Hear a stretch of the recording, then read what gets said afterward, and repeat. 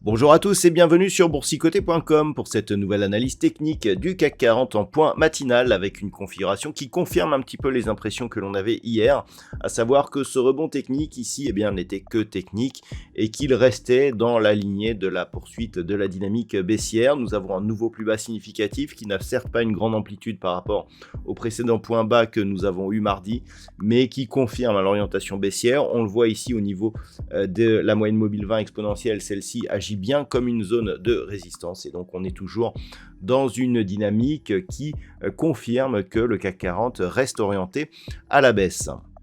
Au niveau des indicateurs techniques, nous sommes sur une configuration qui repart à la baisse au sens des histogrammes du MACD, le RSI reste neutre. Au niveau des volumes, c'est assez équilibré. Hier, nous avons eu une séance de baisse, mais sans hausse de volume, ce qui laissait présager de la possibilité d'un retournement ou en tout cas d'un affaiblissement de cette dynamique baissière.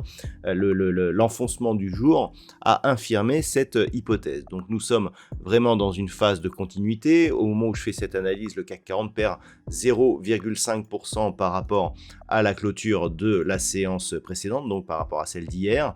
Et au niveau des valeurs, nous avons seulement 3 valeurs en hausse, à savoir Eurofins Scientifique, plus 0,4%, AXA et Vinci, plus 0,2%. Au niveau des plus fortes baisses, nous avons Kering qui perd 1,95%, suivi de Stellantis, moins 1,90%. Derrière, nous avons Téléperformance et Renault, moins 1,5%, Unibail-Rodamco Westfield, moins 1,3%. Donc on le voit, un marché qui est généralement orienté à la baisse, nouveau plus bas significatif. On confirmerait donc la rupture ici de la zone des 7175 points.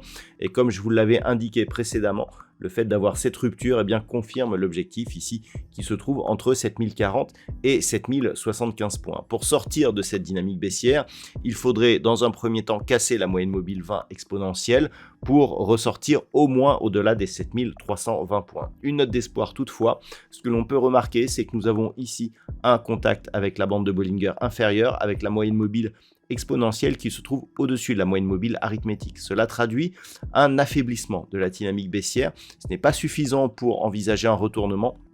On a deux possibilités dans ce cas. Soit on confirme la baisse et la moyenne mobile exponentielle repasse ici sous la moyenne mobile arithmétique et on confirme le biais, soit c'est un vrai signal et dans ce cas-là, on devrait voir le retournement se produire.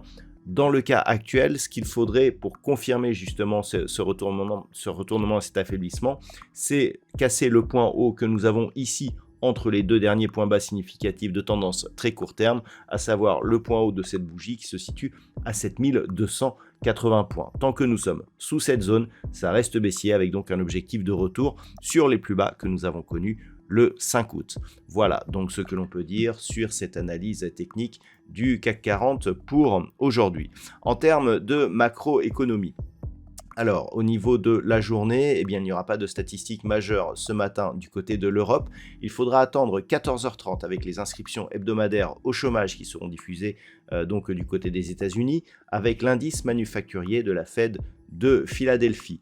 Suite à cela, à 16h, nous aurons les chiffres de vente de logements existants et ce sera tout pour aujourd'hui. Pas de grosses statistiques donc. Je vous souhaite de passer une très bonne séance. On se retrouve dès ce soir pour toutes les autres analyses techniques du site boursicoté.com.